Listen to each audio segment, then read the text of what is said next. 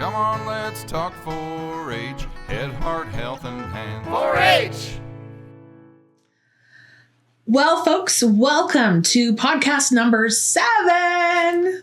You know, the whole 6, 7, this is 7. Anyway, we are super excited to be joined by one of our very own 4-H alumni and ambassadors. This is Devyn H, who is here from the Calgary region. And what an amazing and inspiring young lady that she is. So we're going to learn a little bit more today about what it's like to be an ambassador, what the journey to being a Premier's Award winner may be, and a little bit more about how we can depend on the talent and experience of ambassadors. And we'll just learn a little bit more about Devyn too. So with that, Devyn, I am so excited that you are here today. You are such an advocate for 4-H. You love to talk about 4-H. You support 4-H at all levels. And but I want you to tell me what your story is. And I think it's important to understand how you got into 4-H and how you claim this amazing story, because it is a good one and it's one that inspires others to seek a 4-H path. So let's hear it. So before I even joined 4-H, my family has never heard about 4-H, never known what it was about. So I am a first generation 4-H'er myself. I was a very reserved and quiet child. I was super anxious when I was younger. So when I was 9, they decided to put me into 4-H as a junior to get me out of that shell, to help me, get out of there and be more confident and outgoing with who I am. And so I joined the Foothills 4-H Sheep and Multi Club. But with that club, you have to have a sheep project at the time. You needed a sheep project. And with that, we lived on an acreage, so we had no background in agriculture or farming or ranching. So we had no idea. We just lived on an acreage with one dog and just nothing else. So we ended up building our sheep pen out of chain link fence and wood pallets or wood stakes. And then we ended up, for shelter, we ended up just grabbing wood pallets and stacking them together to make a little shelter in the winter time for them. And so when I first got my sheep, I was super ecstatic. I was so excited. It was something super new to me, and I was so passionate. I really loved animals, so I loved working with the sheep, especially just only having 2 and saying that they're my own. It was a super cool experience, and I really loved it. Fast forward to when it was Achievement Day. It was my first ever Achievement Day. I had no idea what I was doing. I was just super excited to, do this new thing. And me in the past, I was a very sporty person. So I was super into getting medals, getting awards. I was super into that. But when I joined 4-H and I went to the Achievement Day, I had no idea what I was doing. I was just so out of somewhere where I didn't know where I was. And it was just so new to me. And when it came to the classes, every single class, so there was the market lamb and the showmanship class. And I ended up getting last place in all of them. And I got out of that ring bawling my eyes out. I was so sad. I was just no, I'm this is impossible. Why am I coming last? It was super upsetting for me. But that's where it sparked my growth for 4-H and my joy for 4-H as a ambassador now. It gained me more experience, and it showed me that, to be better, you need to actually, contribute and yes. learn and engage with others. Yes, you need to learn and you need to grow. And so it inspired me to, keep going and do better than I did last year. So the second year I did pretty well, not as good as I wanted to and not as bad as I did before. But then third year is 2019 where it all changed. So in 2019, we went to Achievement Day, and I ended up actually winning a reserve champion market lamb for the first time. Wow, that's a big accomplishment. Yeah, it was super exciting for me. It was definitely one of those feelings that, lasts with you forever. It was one of the best things I could have ever had. And it was awesome. But then when a week before, so we have Achievement Day, and then the next week we have 4-H on parade. And the week after Achievement Day, my spare ended up getting sick. So this is the third year. So I'm still a junior, and, I cried a lot, especially when I, sold the lambs. So my third year, my spare stayed home for 4-H on parade because it was sick. And then the market lamb that I brought to 4-H on parade that third year, he ended up getting sick on the Saturday. So I wasn't able to show him. We ended up putting him down because he wasn't able to continue. So I was at 4-H on parade with no animals. No animals to show, no animals to sell. I was devastated. I was so upset. Like I said, I was crying. There's a lot of crying, but it definitely motivated me to do better. But with this, my club actually came together and they helped me, get a lamb to show for showmanship. So one of my seniors or last year intermediates at the time, she had a pen of 3. Anna Carey, she gave me one of her pen of 3 to show for showmanship. And I ended up placing 3rd in my class at 4-H on parade. So I was super happy. I was sad that it wasn't my own lamb, but I was super happy of how far I've came and actually placing 3rd at 4-H on parade. And then the next day was Sunday, so that's the sale day. And so I still didn't have a lamb to sell, and I was so bummed. But I was still having a fun time at 4-H on parade. But that night, my president at the time, she ended up, she felt so bad for me that I didn't have a lamb to show. So she ended up getting her spare and shearing it that night, and she ended up giving it to me to sell for 4-H on parade.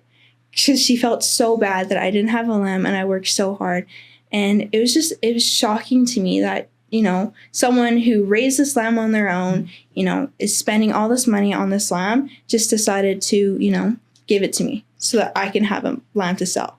So I was super grateful for her, and she was definitely someone who inspired me to keep going and give back to people in 4-H, because she hit me so hard with that. And it was just such a very impactful gesture that she did. And then then the next year, COVID happened, so everything shut down. I had lambs, but we weren't able to show. And then the year after that, we ended up doing Achievement Day again, which was super exciting. Same goes for everything, but I ended up getting reserve. So I was an intermediate, and I ended up getting reserve showmanship for the first time, and that was super exciting. So, I'm getting up there with using all the experience that I've had in the past, and just slowly, gradually getting better as I go. And then the next year, I was still in the intermediates, and I ended up taking on a pen of 3 and a archery project. And so my first year for Achievement Day with pen of 3, I ended up winning Grand Champion pen of 3. And I was so happy. I was like, oh my gosh, pen of 3 is so exciting. I mean, there wasn't a big competition between our Achievement Day, but it was still really exciting to see that, my first year as pen of 3, I got Grand Champion. And ever since then, I've always had a Grand Champion or Reserve Champion pen of 3 at Achievement Day wherever we went. So I was super grateful for that, and just really, it was just such an amazing experience. And it gave me more of a challenge than I've already had. So it was a very nice mix up. And then my second year in archery, I ended up winning Grand Champion 15-meter compound at 4-H on parade. So I was super happy about that, and it was definitely really experienced. Archery was definitely an experience on its own. My first year wasn't doing so bad. I was shooting way higher above the target than I should have been, because the coach that we had at the time, he wasn't really coaching as well as he should be, because he only cared about points more than accuracy. So I wasn't able to do as well as I could with what he gave me with all the tools. But then my mom ended up being the leader for archery, and she went through all these archery coaching things, and now she ended up realizing that what he was telling us wasn't the best. And so she actually helped me, get better, do better. And so that's how I won that 15-meter compound, was because my mom stepped up into an archery role after she had no idea what 4-H was, and after she did a lot of research about archery. She finally was able to help me with that archery. And then now I'm like into my senior, right? I'm into like, still doing the sheep. So I'm doing market lamb, pen of 3. Now I'm doing carcass now. And then I also have the archery that I'm still doing. But when I was growing up in 4-H, I never knew anything about 4-H camps. My club was very, very reserved about like what we were doing. So I never knew anything about the camps and what happened outside of our club until I started becoming like really, really good friends with this one girl. Her name was Kirsten. She was in my club and she is also a past Calgary region ambassador. And so when I was just a last year intermediate, first year senior, she's telling me all about like camps. And I was like, oh, I wish I went to these when I was an intermediate and junior, but I never knew that they ever existed. And then she ended up being an ambassador along with my friend Abby Waldner. So they're past ambassadors and they taught me what an ambassador was. And I was so inspired by them and they gave me the motivation to actually become an ambassador to this day and actually be in all the roles that I am right now. So that is a really amazing story and one that is super unique and authentically yours, Devyn. But I have to tell you that often it's a story we hear from lots of different people who have experienced 4-H and found a love and found a passion. And it's about being connected. It's about learning from each other and having those mentorship opportunities. A couple of things that you said that really struck me as important is 4-H on Parade, for some of our audience that may not know, is the Calgary Regional Show. And it has been around for generations. And like I was there. And I think that those kind of events are so incredibly important because they provide an opportunity for people to gather. Yeah. And that even during our pandemic time, it was really important for us to get together in a way. So that really resonated with me. And I think the other thing too is the importance of being curious about what 4-H opportunities there are. And there is tons out there. And there is, there's exchanges and scholarships and trips and so many things that our clubs and our club leaders can explore so that our kids get the opportunity. So talking about opportunity, tell me a little bit more about being an ambassador and how you get to do that. So you had the inspiration from friends, but how did you actually get to be an ambassador? Because that process is different than it historically has been. And I think there'd be lots of seniors out there that may want to learn how they can follow your path. So when I was applying for an ambassador, an application went out and you just went in a series of questions and they asked you, how many diary points you had, because diary points are very important. I mean, it doesn't really go to what you do as an ambassador, but it definitely does help when there's like a tiebreaker or when you're trying to figure out who is better for that role and who has more experience in 4-H. So they were asking about diary points. What have you achieved? What is your plan and motivation as an ambassador? And what are you going to do with that role? And then they go through an interview process where you just talk with a whole bunch of like people from like sponsors and all that. And you talk with them on a Zoom interview and they ask you a few questions. And then at the fall senior symposium, they pick the new ambassadors and they announce them. So that is a very rigorous process.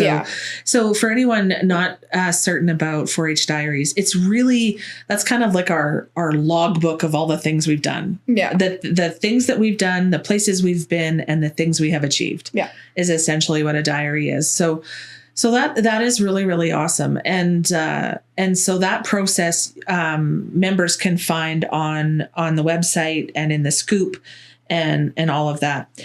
Now, I also get questions from district and regional councils about how they can include ambassadors. So tell me a little bit about what ambassadors across the province can do to help districts and regions and clubs too, but at their events. What can you do? So us ambassadors, we are like another little family together. Like we all get along with each other. We're all like super outgoing. But we all have different like viewpoints and different favorites in 4-H. So we are not all exactly the same. Whereas I really enjoy helping out with sheep and doing a whole bunch of like communications and, helping out in the community. Whereas other ambassadors really enjoy judging and, doing live life skills and all that. So not every 4-H ambassador is the same. So you have a variety of different ones. So if you need a judge for a communications event, we're there. If you need an MC, we're there. If you need a youth leader for a camp, we're there, So we help out in many different ways. I've helped start a new 4-H club, so in Calgary, and so I've watched them grow and I've supported them in their first year and somewhat in their second year to help them, grow and learn what 4-H was, because they had no idea what it was, and I helped them, gain that experience, learn how meetings run, and all that. So I gave them a little introduction and helped them kind of gain their roots into 4-H so that they can grow as a club and be more successful in the long run. So that was something that Lori Nielsen, the manager of intro clubs, mentioned to us earlier, that ambassadors are a really wicked cool group that comes and helps with intro clubs, because there's nothing better than sharing your stories with your fellow youth members. Yeah. That's where I saw you in action when we were at the Bonus Park event. So that's very cool. Yeah. The intro clubs is one of my favorites. I absolutely enjoy being one of their support staff. It's part-time, which I wish that, I did more with them, but honestly, just being there, seeing these kids do that 6-week program is truly amazing to see that they're bringing 4-H into the city, because I feel like that's what we need a lot, especially since the city people don't actually really know what 4-H is about. And I've learned that by going to school, because my school is it's in Okotoks, so it's not really, it's a big school, but it's not too rural, but it's also not too city. So they didn't know what 4-H was. So when I brought it up, they're like, what is 4-H? And I'd be telling them, and they're like, oh, I thought you had to be raised in 4-H to, be in 4-H. So I'm like, no, you can join whenever you want. There's more than just agriculture. There's life skills and archery. There's even a Lego project. That's crazy. And so honestly, just trying to bring that into Calgary is amazing, into the cities. And now they're going up to Edmonton, which is super exciting. And I love seeing these kids very excited about the 6-week program and then seeing them actually join a 4-H club after. And that's what started that new club that I helped out with, was they did the intro clubs and decided that they wanted a club in Calgary. So they made their own club, which then I started to help with. So it was a really nice cycle to see, and it was very nice. And I really enjoy working for Lori and helping out with the intro clubs. Well, it reinforces how great our 4-H Alberta team is, because we're very grateful for the youth that support and the team. So that is awesome. Yeah. So you kind of touched on this when you talk with your friends at school. What is the number one thing you share with them about why they should know more about 4-H or join 4-H? My story. Yeah. That's what it is. It's my story. I tell them my story, and every single time I put the story, I have the smile on my face. Yeah. I'm super excited to tell them my story, because I went from nothing, losing everything, to now actually winning and doing well in sheep. Because now last year I actually won a banner at 4-H on Parade with the trimming, which was super exciting. And then 2 years ago I won 2 of my first ever belt buckles, which is also another experience. And I also won Grand Champion Market Lamb last year. So I tell them my story about how I went from nothing, and I just gained that experience and turned it into something that I am very proud of, and that I can hang those banners up or the ribbons up on my wall and be like, I'm so proud of this. This is what I achieved by working really, really hard for it. And then also just telling them what has happened to me. So I was usually reserved. I was super quiet, not able to talk. I was super nervous, so sweaty when I was younger. And then I tell them that, the public speaking has helped me gain more experience in talking, and the oh my gosh, what's it called? The consumer decision making. Yes. So the consumer decision making has helped me also figure out, what's better than what. And then even with the diaries and the record books, they have helped me, manage my money with the sheep and learn how to take that money from last year and invest it into the next year and continue growing my herd and sheep. So I started with 2 and now I'm up to 6. So I would imagine your pen is getting a little bigger at home. Yeah, it has. We've had to add a few more of those little shelters, kind of make it a little bit more bigger. But it's been working pretty well, especially with I haven't had any problems with any of the pens. I mean, they've escaped a few times, but like that's a sheep thing. That is a sheep thing. Yeah. They end up finding little holes and getting out, but in the long run, it's been pretty good for me. So tell me what your mom and dad think of this. They really enjoy it. They support me a lot.